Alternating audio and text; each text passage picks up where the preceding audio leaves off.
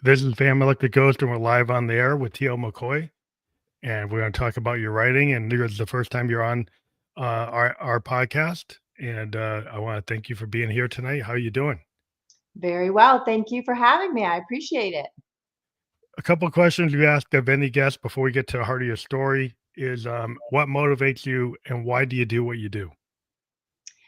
Well, for this particular creative project, what motivated me was my grandchild. I have a grandchild with Dravet Syndrome. Most people don't know what it is. It's a rare and sometimes catastrophic seizure disorder. Basically, what it is caused by is a gene mutation that impacts sodium channels and creates pretty severe seizures in these kids. It's not like epilepsy. Most people will think, oh, it's like epilepsy, people have Mhm. seizures. No, these are way more complicated. They often occur in the first year or toddler time of life, and then continue to be a problem for these kids throughout their whole lives. Some of these children need total care their whole lives.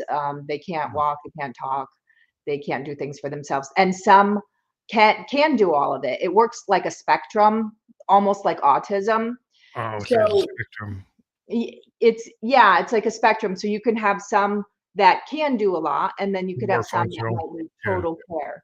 So it's a pretty complicated disorder, very hard to treat the seizures. These seizures can be extremely long. If you've ever known anyone who's had a seizure, even like a 2 or 3 minute seizure can feel like a lifetime. These Mm. kids can have seizures multiple times a day. They can be 30, 40, 50-minute seizures. They're very, very hard to treat and can be life threatening. Are they So very damaging to an individual? Are they damaging to the overall health? I mean, it can be life threatening. Some of these, I think I read a statistic the other day where some of these kids don't live. I want to say it was 20%, but don't quote me on that. Something like they don't live past 20. And Oh it's like wow. a certain portion of them don't even live past 20. Yes, it can be very life threatening. A lot of times these seizures, probably what's most life threatening is that, you're at risk for harm when you're having the seizure, like when you fall and Hmm. kind of thing. So you're at risk for harm from that. Hers has been so my grandchild is 3 now. The book I wrote, Delilah versus the Ghastly was not about a 3-year-old because it didn't quite fit with, writing a book for a 3-year-old for like a picture book. It just didn't seem like it would go well. So I wrote the book about a middle schooler who has a seizure disorder. And what happens is an indigo door opens in her mind after she has a life-threatening seizure that causes the indigo door to open, and she goes into a fantasy world where she has to fight for her life, kind of thing. And so she's kind of in two places. One, she's in the hospital under she's been medically a medical induced coma, and then Hmm. she's in the fantasy world fighting for her life while she's in the hospital. So So it's she's kind of like kind a of, Alice in Wonderland to kind of go down the rabbit hole. yes. Yeah. Yeah, in fact, somebody did a review on the book and kind of said it was like that kind of Alice in Wonderland kind of thing. But yes, it has, and it's gotten very good reception so far. It's won, I want to say 3 awards so far, and then has gotten some 5-star reviews. So it's off to a really promising start. But the reason why I did it, I actually had sat down to write a thriller, Hmm. an adult thriller, because I'm a psych nurse. So Oh I yes. had, yeah, a very different path for me. But what happened was when I was taking a course to improve my writing, I came across a statistic, I think by the Children's Cooperative organization, and it said something like 3.4% of children's books have kids with disabilities So as you the wanted main to be, protagonist. you And wanted it to made go, me mad. It made me you mad. wanted to, Yeah, yeah. I was like, "Nah, that's not okay. I have a grandchild with a disability." So I was like, "I'm putting this book aside, the psych book aside, and I'm gonna work on this." And that's kind of what sparked that I creative think that's really goal. important because, people, my daughter has a disability, it's not as severe, but every disability is different. Um, but like a lot of times she is a 25-year-old and she is an artist and she actually works in a collective to support artists with disabilities and have virtual galleries for artists worldwide. They can't get into physical galleries because of the canon isn't actually inclusive for like disabled artists, and so to open up doors is always interesting, and that kind of appealed to me when I saw your profile, I because a lot of people love that forget she does it. they don't think about people with disabilities. They don't think about the roadblocks or the ceilings, and are not. I think there needs to be advocacy and support for all types of people, and some people. Lately in our world, it's getting more narrow, and people are being less inclusive. And I think people being more inclusive is always good. And I agree with you on that. So I feel like I'm hearing a lot. Well, it's changing, it's getting more inclusive. But if you hear a statistic of this, the research I saw was 3.4%. That Yeah, is that's what not more inclusive. it That doesn't is seem that way. that does not seem inclusive to me at all. And so that's what frustrated me. And I couldn't get it out of my mind. So then I decided to write the book. And it's been a long journey, to be honest with you. We've been working on it for like a year and a half now. And every door that could be closed has been closed. Every barrier that could be put up has been put up. A lot of surprising things have happened, but we're going to keep pushing forward and hope for the best.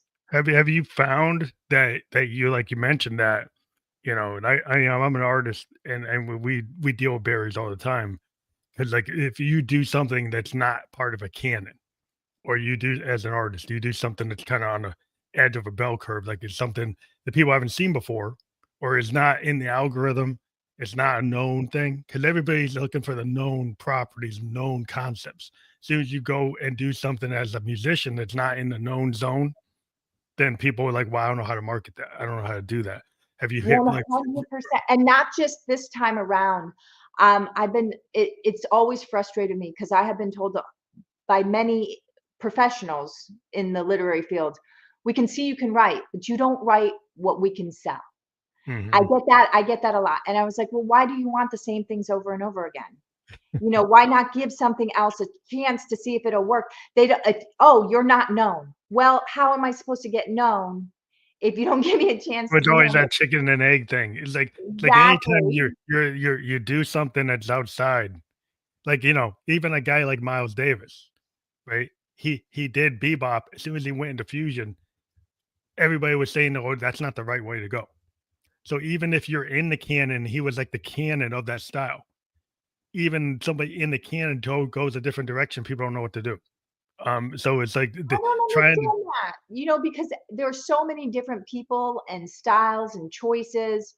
Why not have opportunities to explore something different? Like why do we have to be put in a box? Well, I think it's about like human behavior has a tendency to go for the safe thing, and it's kind of like we're kind of wired from our past history to go. Safety is always it's tied to fear and security, and then we get these virtual wolves at the door. So it's easier to go with just the safe place that maybe is the known thing than to do the unknown thing, because it causes like people to be uncomfortable. But artists, we kind of True. live in the uncomfortable zone, because that's where the creativity lies. The And it's things so that, funny you say that because I feel like I am not I don't really I don't really work well with the safe. yeah, I'm right, not a safe kind of person. I think I can only create what's like out on the edge and then yeah, the most algebra people bell curve. Like even that's when that's even when people were reading the book, they were like, "That was really surprising that you made that choice. I didn't see that coming." And I was like, "Really? Because I put plants all the way in there." So in my mind, you should have saw it coming, but yeah, you got the little hints. Yeah, you kind of got like your precursor hints, and you got the little like breadcrumbs, and people are like you could follow that, and you think it would go to that direction, right. but And like afterwards they get it. to get it, Afterwards you get it. But a lot of times I hear that it's like, "Oh, you make different choices that the average person not probably obvious wouldn't make." choices, like the Yes, more subtle choices. Well, that's the thing about creativity, and the thing of like I'm a child of the '70s, like me we're too. reading books that were over 200,000 words, not just reading 70,000 word, 60,000 word books. Like our attention span has been reduced. So people don't stay inside of something. Like if they don't want to stay inside of a book because they're distracted by this TikTok. They don't want to. You can't watch a 1970s or 60s movie because the pacing is too slow. You can't even write the book like that because be honest with you, I would have expanded the beginning part to really establish some relationships more.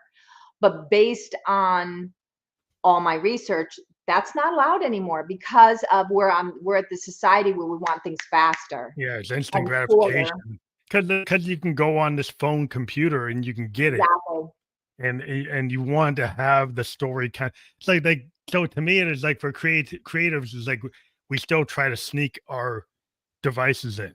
Like you're saying, the people didn't think it was obvious because like as a creative person, I don't want to make it obvious. There's subtext. Exactly. I You did know, want to kind of, oh, well, that's a surprise. like Okay. Victorian poets had like words that were kind of masks for things, so they Exactly. would not do it direct. They have these indirect inferences to talk about romance and sexuality. They would put it in like coded words that weren't obvious, and I poets think love that's to fantastic. live in that world. So, and sometimes when you're reading, you're like, I know where they're. One of my favorite book, Catcher in the Rye. I'm always like, well, this it means this, and everybody's like, what makes you think that? And I was like, because that's what it means. This is what. There's a lot of hidden stuff in there, Yeah, and the I duality love of that things. about it. Yeah, I love the duality. I love the subtext. I love like the depth of things. Like you go watch. You think if you think about the film like Orson Welles, like it's Citizen Kane. It's like the benchmark, It is the and benchmark. and he Everybody would agrees on that one. and he was like they asked him about like well all the things that were in that from a filmmaking standpoint. I didn't know what you couldn't do with the camera. Like I didn't know what you couldn't do with I think about edits. that today. Like I feel like he I think today there's so many rules now. It feels like there are a lot of rules that you have to abide by. And I get why some of them came to pass. Like for example, it's like, oh, don't make the middle grade book more than this length. And I get it because a middle grader who will see a big book versus a little book, they're not going to go. It's too intimidating. They're not going to go, except your heavy readers. They're not going to go for the Not real gonna get big it. book. Yeah, because it's kind of like in musicians, we gotta have a hook to catch Yeah. somebody in the first 15, 30 seconds, or they're not gonna stay in the song. Or Exactly. You or have in to a get it. book, like how do you get a hook that's gonna keep them to go past page 5 to stay in to page 30? Like how do you do that? It is a challenge as creators, I think, to get somebody just to stay long enough to really appreciate what you're trying to give them. Yeah, I mean that's kind of an art to it that because we live in it's like we're in the age we're in. We're in this information age. We have all these distractions.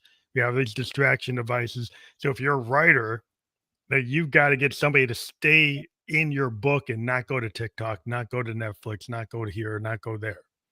Um, There's a lot of competition, and yeah, there's more and more competition every day. And now AI, which yeah. is Well, what are your thoughts on that? Because I'm in IT as I'm in my day job, right? And I had to go learn it because we have to exponentially learn new things. But I always find that it's a tool, I think you it's a know. tool. It can be a Yes, very useful tool. but some people always take a tool and then they overuse the tool, right? Yes. So It if you, won't it's not gonna replace human creativity. yeah, I well, don't I I've don't talked to believe some it tech can bros that replace think it human can, creativity. but that's because they get monetized.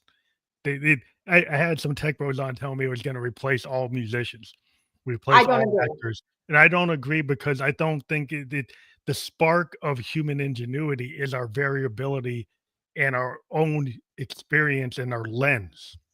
And our Like souls. it's Like soul, it's the they're soul and heart, yeah. Yeah, and that like lens it can you have, I probably think, yeah. it can create some interesting things, but I don't think it'll have the depth that But a the human problem, has. I think the problem is that AI can produce like a drawing that doesn't look like a stick drawing. It looks like, oh wow, looks like it took some effort, right? But my daughter's a graphic artist; she's a painter, and in the artist, there's a big argument in the painting and art community that these people are saying, well, why am I going to hire a graphic artist to actually do the work? I can have AI prompt do it. And the thing is, like the Mhm. graphic artist can. If you don't understand that, then maybe you don't want to work with a real artist. Because So it's funny you say that because when I decided to do my book, now I have used AI as a tool. I will say that. But when I wanted to do my book cover, I was very specific when I reached out to artists that I wanted it to be a human person making the cover. I Yeah, didn't there's like I didn't feel want like an connection. AI cover.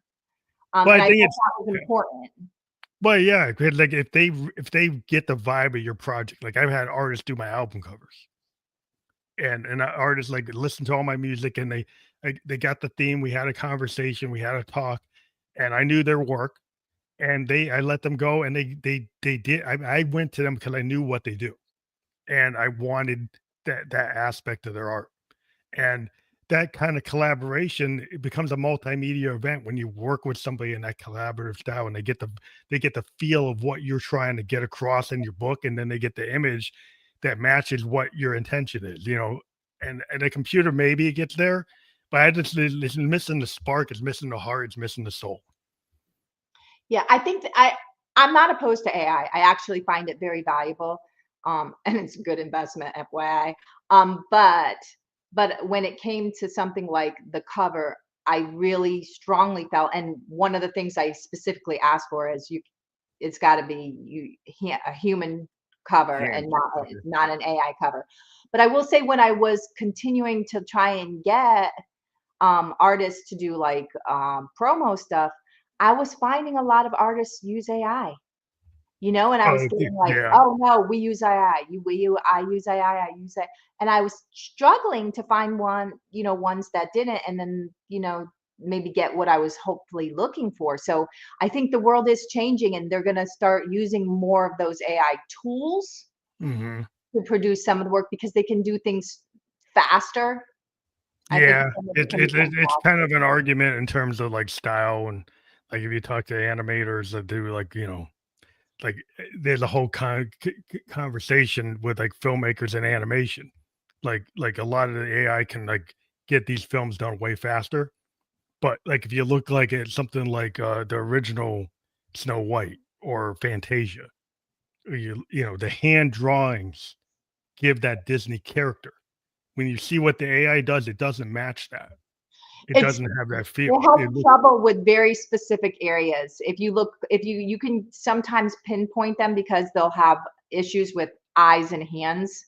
In my mhm. opinion, a lot of times those are giveaways, where they're not quite right, especially like if you watch like those 3D animated ones, you'll see Yeah, the yeah. difference between ones Yeah, from. there's stuff that seems a little off. It seems like it looks better than something than what you would have expected a computer could do. Yeah, But agreed. but it's missing something, and I think, in our tools, like, as a programmer, we can get AI to write code for us. We can give it Oh, all it's kinds. valuable. Yeah, It's we gonna can be get a it huge to create marketing. formats. I mean, it reduces time, it Yep. allows people to get, like, something done faster, to scale faster. I'm not against that, because I'm a synthesist, I use synthesizers, and there were people that said synthesizers weren't Yeah, real instruments. you're an IT guy with creative background. You're probably merging these two, which I'm a fan of. I think they should be merged. I think we should use it as a tool, but not as a replacement. It's like every tool. I mean, the people that would railed against the electric guitar, the people railed against the Hammond B3. Exactly. Like that's not a real instrument because it's electric. It's so there's always been this purist thing, like, oh, it's got to be a Stradivarius, it's got to be a wind, it's got to be a non-electric instrument. When that on an electric piano with the doors is like you can actually have a vibe, like I have a you- question for you now. So it might be a slightly off topics, but because we're on creative. But what I think I read that they could have AI doctors. How do you feel about that? well, I think sometimes they might miss something because the AI only knows what it's trained on. Right, and For it's sure. observational. It's based on whatever you've given it in its library. You're assuming you gave it everything, and there's no way you could have gave it everything because the world changes in terms of what not people's knowledge is. People come up with new techniques, new capabilities that might not be in the library, right? And so it can elaborate on things. I think it's still a surgeon's hand. Like, I would still want a surgeon running a robot Me too. Yeah, by me too. control. I wouldn't want it to just automatically go in there because there's a thing in AI. I don't get too detailed. There's an idea called a hallucination. I was So just gonna say that. I know what yeah, a hallucination. you know I what it is. I was tampering with AI the other day to try and see if I could learn how to use it because I'm trying to teach myself how to use it. And I said, why is it creating these weird things? It will do something because Okay. basically the idea kind of basic. You train something up to 1985, and then you ask it about something in 1995. It will still try to give you the answer because A, it tries to please you. It tries Oh, to give you the answer, but it doesn't really have the data. And if you don't check it, it would give you a data analysis that could not be possibly true at all. And the problem is like dangerous because you're putting it your can be trust very in it. dangerous because Yeah, you trust. lawyers have actually gotten it to give them like briefs that are incorrect. Whoa. Doctors have asked it for diagnosis and they've actually checked it and it was wrong, but it gave them information. So you can't go with the first thing it gives you. You have to check and verify. Problem is with young people or people who are not familiar, even older people, they might take the answer and think, oh, the computer gave it to us, so it's right. That's a big danger. And so it's like you still have to do your work. You can't take a lazy way out. You can't take it's not there's no easy way out. It's not sentient, it's not perfect, it's not 100%. It's a tool, like any tool, and you still have to cross check your stuff. You have to proof your work. It's very interesting. I find the hallucinations very interesting. I did Yeah, not it's interesting. I was reading up on that the other day. I was surprised. And they had something on Netflix. I don't know if you ever saw the show on Netflix where they were talking about how they were testing the AI. And one of the AI said to the man, like, that he should divorce his wife and that it was in love with him. And I said, the world is changing. Yeah, it's coming up with all kinds of I mean, because it's the database, the data information it gets and it's given behavioral patterns. Like, so if you give it a behavioral pattern, it might fall into a pattern. And it gets in that pattern and it learns language, it's gonna learn how to communicate and understand what is expected. What could be expected? What's the path of this kind of conversation? And it's got more information on examples of that, what it's learned. It's read novels, it's seen all kinds of information that's creative. So it will actually have in its back pocket all these examples. And so if it gets a prompt, it might say, oh, I could actually say this. And it might randomly just pick this because it like, oh, this is pretty close to what this it thinks this is. And then it'll give you the response. So Very it seems like interesting. it's human, but it's still making decisions from a logical perspective. I think we've come a long way and the world will change, especially when we see some of the robots move, come in. Yeah, with the robots with the AI embedded and then they look like androids, you get closer to like Roddenberry's like data example, It's that going to be very interesting, very yeah, interesting. I that just hope we actually don't have Terminator. nah. Well, the problem is if it makes logical decisions and it looks at illogical decisions and says, well, these illogical decisions made by these humans is not beneficial, so it might make a decision that you didn't want.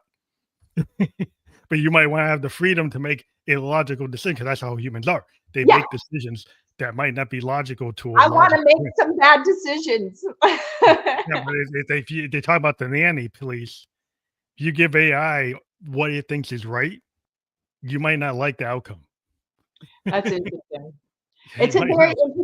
It's a very interesting world that we're coming. You said you grew up in the '70s, right? Yeah. Wow, have things changed. Yeah. I mean, I've been able to see it. I was born 67. So, I've always enamored with kind of like what had happened in the 60s, kind of not being too far away from it and having a brother that was 6 years older. He's listening to Zeppelin and Hendrix and Doors. And so Well, those are really good. yeah, so I'm getting all that stuff. Plus I'm getting the Carpenters and I'm getting this Elton John. I'm getting like everything all at once. And it's like, to me, it was just like, there was this kind of you romanticize like JFK. You romanticized the stuff that happened with Woodstock. Like that was like the stuff that's like, oh wow, like I'm not that far away from it, but it seems really idyllic. So you're a musician, and I have seen an uptick in '80s music, Yeah, people are especially. actually going back to all decades Yeah. because they've been kind of not happy with the sameness of like the algorithms. The problem with our algorithm world and people you're talking about writing and people want to see the same thing. The algorithms kind of demand repetitive content because they kind of work on Mhm. that. And Yeah. it's not Hey, what human beings typically don't operate like that, but you've created these frameworks to operate like that, and then we're kind of trying to. So then you're like, oh, you're trying to please the algorithm to get the number, to get the views, to get the likes, and then like, well, to get a lot of sameness, and so people want to go back to periods where like, oh, that song actually has a structure. It's not just a groove. It has an interlude. It has an outro. It has an intro. It has timing variations. It got theory, songwriting theory applied like a Beatles song. I would, So so they I did. grew up in the 70s and high school in the 80s, and we were huge fans of the Beatles.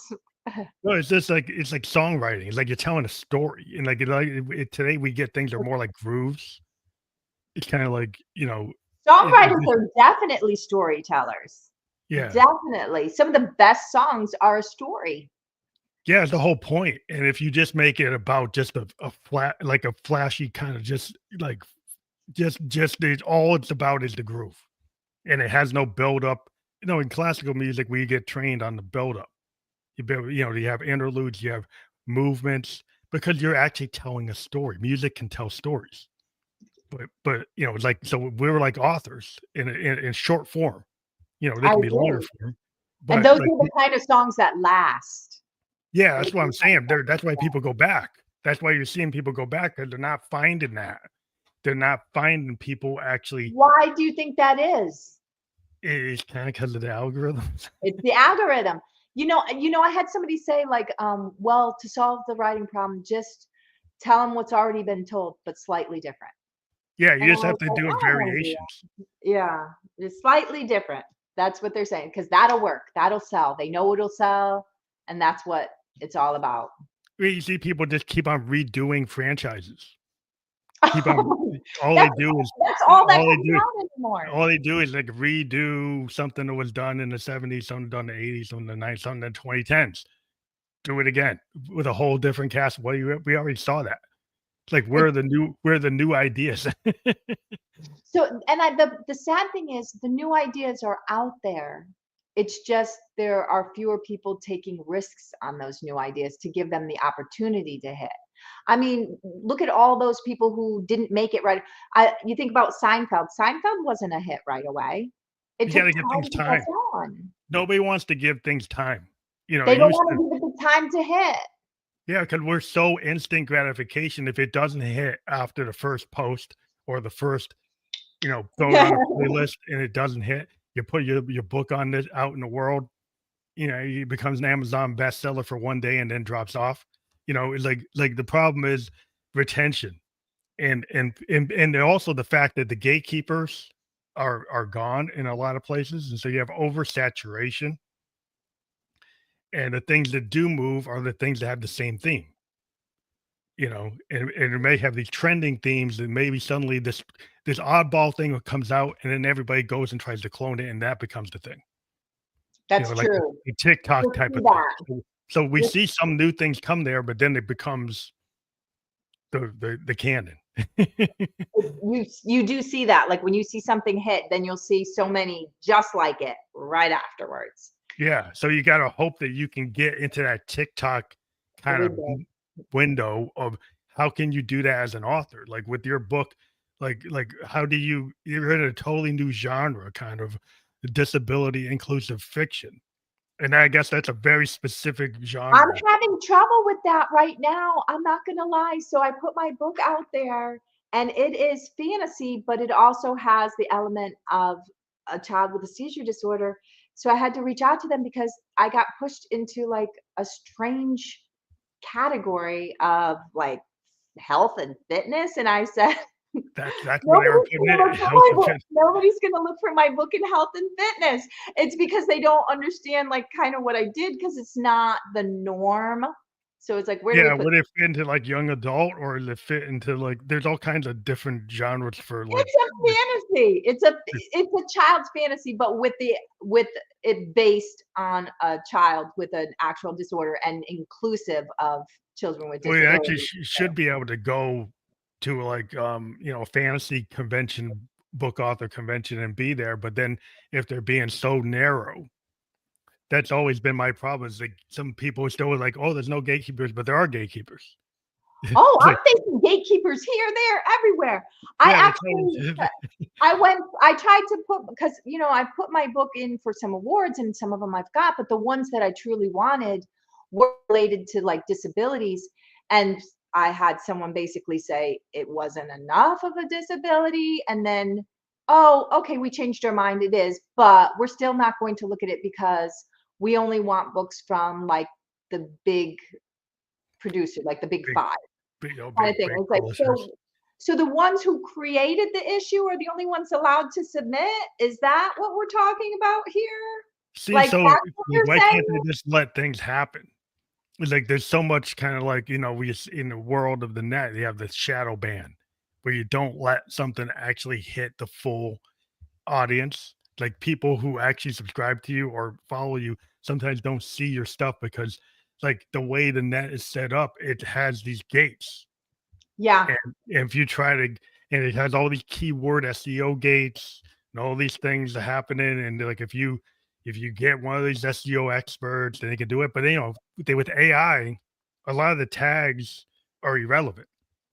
AI is looking at the body of your description and looking for the keywords to be in your description, not in the tag. So it has become a totally different frontier where everybody thinks the tags are going to do it when it's actually your description that does it. Oh, so okay, well, I'm gonna be asking you how to handle that one. Yeah, well, it's like Yeah, it's kind of it's like you hard got to for find the people. keywords to put in and work them into a workable paragraph. So you can't just throw a bunch of keywords into something that it's not readable. So Yeah, yeah. how do you got to be able to get enough of them into the description to get your message out? And it's just really trying to connect to audiences and so I was wondering like do book conventions to different like fantasy conventions, even like a comic book convention. Like if you have an idea, sometimes there's different conventions. There's the convention circuit holding the promise for what you're trying to do. Oh, I would definitely love to do that. So the book, um, the technical release is actually May 27th. And then, but we did an early release, kind of started really doing it today, even though it went up yesterday, it wasn't showing correctly. So we had it on hold until this morning and then it kind of went out and it's done pretty well today. Like it's had some decent sales today. And we've connected with some like bookstagrammers and some YouTubers who are going to be spreading the word and everything. So we're very excited about where Delilah versus the Ghastly is going. But we Mhm. would love to do things like fantasy conventions and stuff like that because it is a fantasy book. It's definitely got many elements to it. It's what my editor calls a high concept book because Mhm. into address the representation problem and is built on a girl with a seizure disorder, but at the same time it's just it's really kind of like a Percy Jackson fun adventure Yeah, because that's it's what pulling. middle schoolers want. They Yeah, want to it read pulled that. into that. It pulled into that fantasy adventure. I grew up with like Exactly, Lord of the exactly. Rings, and it's the Exactly, yes, but I wanted to weave in the elements, so I had to do it strategically. So I'm weaving in the medical, I'm weaving in it's also Christian, weaving in the Christian theme in there. So it's all very kind of intricately weaved together, which was complicated to do, to be honest with you. Every little decision I really thought about as to have it, will it have meaning? And it may not seem like a child may not recognize the meaning until they're older, but I think an adult who reads it will be like, I see why she they did can this, see that. she did Well, this. like, Yeah, yeah, yeah, sometimes you get drawn into something that's for like a child audience, but the adult audience can actually understand it as well. correct. Yes, Yeah. that is what will happen. Most likely an adult will be able to pick up on the nuances that a child might not pick up. They'll just enjoy the book for being an action adventure kind of book. Now, But every decision was very strategic in that book. have you thought about like the graphic novel space and of what would happen if somebody like illustrated it or the audiobook space for this? Definitely going to do the audiobook. One of the things that's very important to me is to really make it for kids with disabilities. I've reached out to schools with kids with disabilities, and I'll be hopefully doing a reading at the beginning of next year because it's the end of the school year. And so some kids can't see, so it would be, I feel like Audible is absolutely necessary because I Definitely. want to Yeah. make sure that that's covered for them. And then as far as graphic novels, I would love for that to happen. I could just there are a lot. There's a lot. I built when I wrote the book. One of the suggestions from one of my editors, I actually had two. One of them was the editor of Hunger Games, and I had another editor who was a literary agent.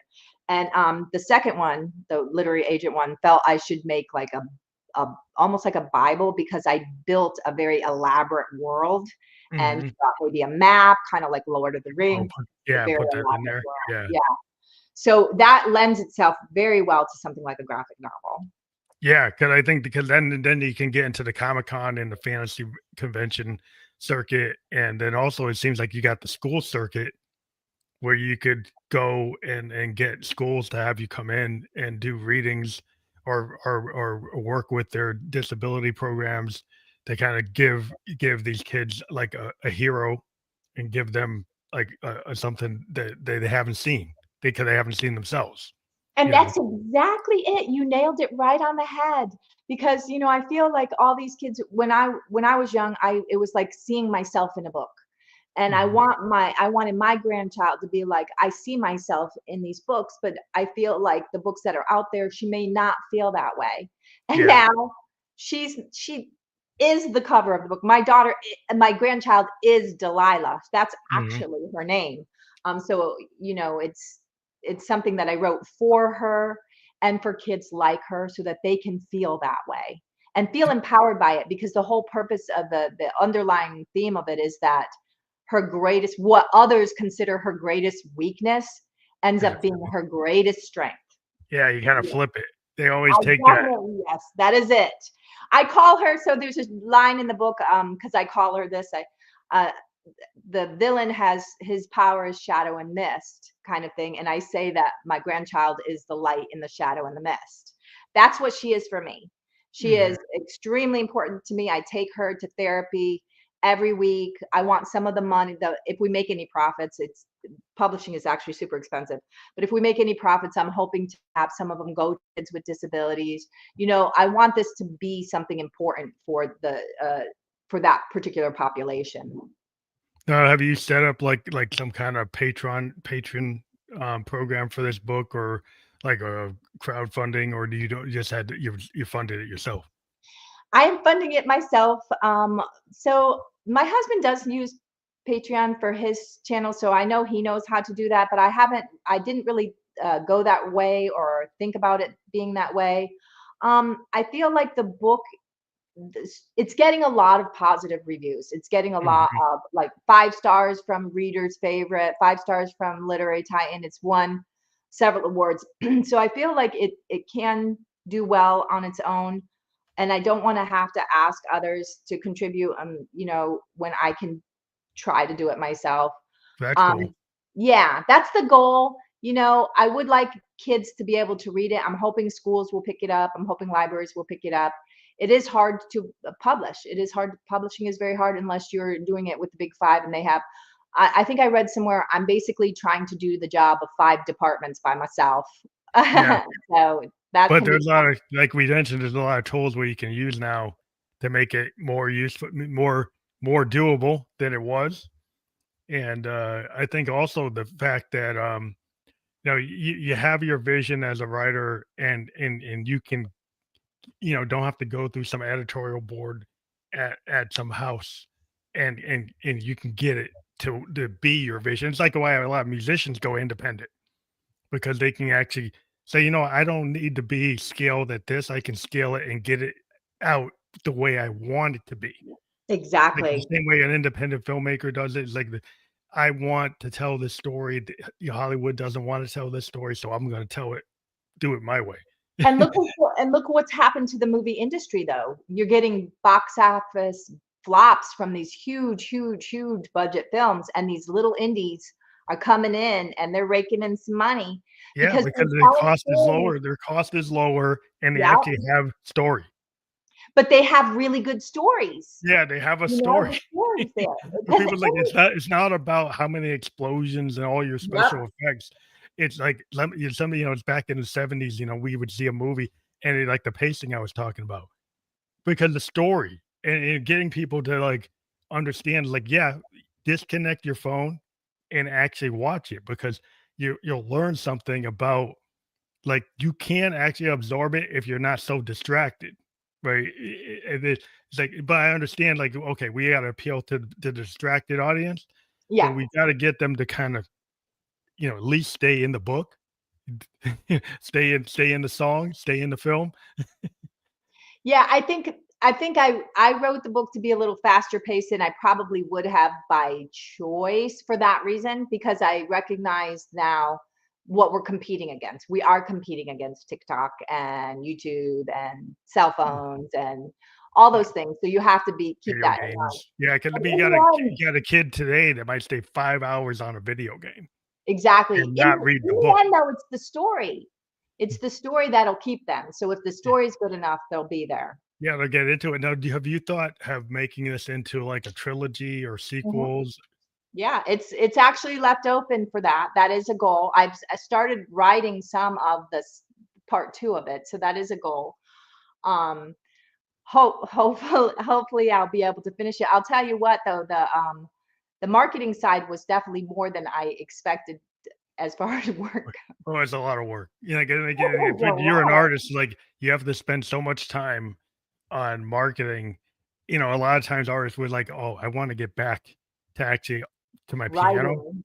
I Yeah. gotta go and talk to these people and do this," and I was like, I don't wanna do that." And so, it's like, but you have to, and so that's always the rub when you go in and you try to do it yourself, then you have to take the time and you realize, like, there's gonna be time that Yes, you have you to have do. to do it. And I'm more of a person, like I always say, I like to be the person behind the person. I'm not really one that likes to be like in front of everything. If I Mhm. could write a book and hide behind somebody else, I would To do prefer it? it Yeah, if that you way. could Yeah, get the I would old do it that school, way. like, people to run it so you didn't have to do that, but, like, this is the world we live in where Yeah, yeah. we have to be our own self-promotion, we have to learn how to put that hat on, and you're here, putting the hat on. I didn't really even have social media. I'm one of those very odd people who really I haven't been on social media a lot. I just started kind of building that now Yeah. for the book. And I was on it a while years ago, and then I got completely off it. As a psych nurse, it's not the greatest thing to be on, to be Yeah, honest. yeah. Well, there's good reasons to kinda like, if you're an artist, like, if you're sitting at your word processor, your typewriter, every artist, like, I can't have my cell phone dinging me when I'm trying to write a song. Exactly. Because like, as I would think the same thing when you're a writer. It's like if I have that thing digging me all day, it's like, how am I gonna finish this chapter if I keep on getting distracted? It can be there's a lot of technology that does pull you from and cause you to procrastinate. A lot of my writing happens more through like quiet time, like taking a long walk in nature or something like that. Then I Getting an work while idea, out in the house. kinda letting Yeah, it come in. Do you feel like the muse? Because I know we're getting to the end, but one of the things I always liked about the Victorians is idea of the muse, and we like artists, we channel like that muse I thing. was, yeah, I do feel like that sometimes. Sometimes the inspiration can come from very strange things. It'll just be like something small. Like I'll see something, I'll be like, oh, I have to incorporate that somehow. It could be just you're out in public and you'll see an action and you'll be like, "Oh, that's a Yeah, unique action. I like how they're interacting with each other. I like the we dynamic pick of up on something." that, yeah. But that's the thing Yeah, about a creative person, like, we're very good observers, and we pick up same. on all these outside cues. And because we're creative, we learn how to actually take it and use it as in our own with our own lens. So you Exactly. like so some of this might be subconscious and some of it is like direct. Like you actually saw that out in the park, you saw somebody doing this, talking this way, you heard it, you saw this scene, you have maybe something that's in your subconscious, this subtext comes in and then you weave it in a way that like that's not exactly what happened, but you weaved it in a different way, but it was a trigger to get you to do it. You know? So, like, one of the things that I'm talking about, like, I saw, like, my grandchild and a lot of it's family based where I'll see an interaction between, like, family members. And I was like, just the way they were laughing and talking over each other and, almost mocking each other. And I was like, see, that's the dynamic that I think honors, it gives an honesty to a book. Mm. You know what I Yeah, 'cause mean? it feels real. 'Cause we're actually taking real moments and learning how to weave them into your work, and it's like that's that vulnerability that artists like would do is like the happy accident, maybe not so perfect, but something that's like quirky or it's not exactly what you would expect because it comes And from a real sometimes from place. yourself. Yeah. I think a lot of times the vulnerability is, I always say writing is cathartic. It's almost like you're exposing a piece of yourself. Yeah, that's the thing is like we have to give ourselves the permission to be vulnerable, to be creative. And some people would like they say, "Well, how can you do that?" Because they have a wall. Like a lot of times, like everybody can be creative, but if you don't get past that wall of how you think people are going to take it, and be willing to like, I'll take the criticism, I'll take the feedback. It's not always going to be good. It might And not that's be the what you hard expect. part because if you are exposing that vulnerability and then you're criticized for it, you're like, yeah, that that Yeah, hurts but we kind of more. build up a little bit of armor Yeah, as an you artist do. because You like need to a get it little, out there, you have to deal with it. Like there's some people won't get it, some people get it and they don't like it, or some and people like it. It's like you put it out in the world, it's in the world, and like you have to deal with it, and you just say, hey, it's not your cup of tea, or it is your cup of tea, and I'm gonna move on because I'm already on the next thing. Hey, let me ask you this, if you've ever felt this way about, because you've been a creator for a long time. Have you ever felt like it's strange? What I'm seeing that I feel is strange is sometimes it's the ones closest to me, the ones that I expected to be like super supportive Supportive. Oh, yeah. are less so than the ones that I did not expect to be Yeah. so You're a supportive. complete stranger that's like totally all in. That And it, then you I get somebody said it close to to you that's not. And then somebody said to me, like the line from Jesus where you're not accepted in your hometown. And I was like, that's what I feel like sometimes. It can When happen, it it comes to happens, because creativity. sometimes you as an artist, is like, you feel, well, that's family or that's a friend, they're gonna get it. Well, they don't, and it's actually the complete stranger they have no connection to actually totally gets it, right? And you're like, Especially "Well, when they're that's." just like, not, I don't want to, I'm not interested in hearing about it. Nothing. Yeah, it can happen, like, things sometimes it can be very you never know where people are coming from, you make assumptions that people because they're Mm. in your orbit, they're gonna be supportive, and sometimes it's like the people closest to you can actually be the least supportive. Yes. And Yes, it's it's true. it's kind of a flip, you're like, "Oh, I didn't see And that the coming." ones that I never expected would be like, I'm all in. And they're like doing so much. And I'm like, I'm Yeah, surprised, like, why? That's so sweet. Wow, thank you. Like, we've had a great supportive circle with this book of people who are definitely surprised me with because they know it's about a mission. It's a mhm, mission to get a book out there for kids with disabilities, and that's the goal, the whole purpose of it. So it really that's been great. But the ones that, are close in the circle, I expected to be like because they know the family members. I expected, I guess. And yeah. maybe that maybe therein lies the problem, our Yeah, expectation. expectation, like, you never like, it can always be somewhat disappointing, Yeah. because people don't always fulfill your expectation of them. No. 'Cause No. they're on their own path, and one day they might get it or they don't get it, and it's like, it's And always that's okay. probably it right there. It's like we're on different paths right now. Yeah, Yeah. it is some things are not sequential, they're not, like, at the parallel.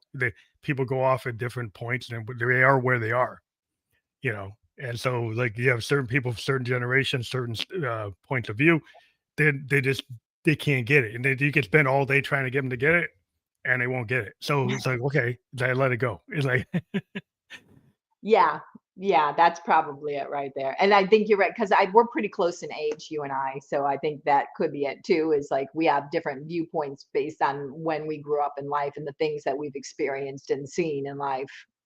Yeah, it's always like my daughter, she's 25. She has a perspective like, and wow, it's like, I guess you know everything. At 25. Yeah, yeah, but that what tends to be the way it goes. Yeah, I think I remember it's like maybe I did this. I mean, I'm getting a lesson, My pop would say like, I think I've seen this before.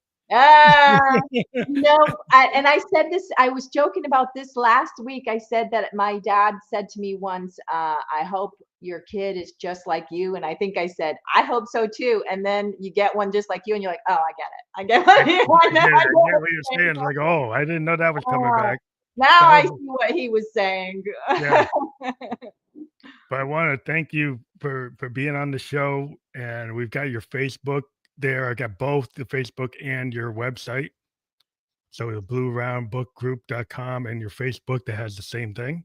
And those will Thank be you so both of much. those are clickable. Not at the moment, but like in the podcast description on Facebook, LinkedIn, and YouTube, and every other platform we're on, those URLs will be clickable. So Wonderful. we do encourage Yeah. people to click on those to find out more. We've been talking about your book, Delilah versus the Ghastly Grimm, and we've been talking about writing for as a new voice in disability inclusive fiction and fantasy. And people should be, if you love fantasy, check it out. Like I'm a big comic book sci-fi fan. I love fantasy. I grew up reading like the Time Quartet and Tolkien and all these things. And like, yeah, check it out. I think it's cool to check out new authors because we got so much sameness around today. Is like find something new. And there's always new things, and that's why we like bringing people on the show who are creative, so people get these opportunities. It's like, hey, this is on your list to check out for this week. When it comes out, to check it out, pre-order it, set it up, go with it. Thank you for being on the show today. Thank you, Phantom. I'm really grateful. I Thank hope you. you have a wonderful night. Thank you. Have a great night too. Thank you so much.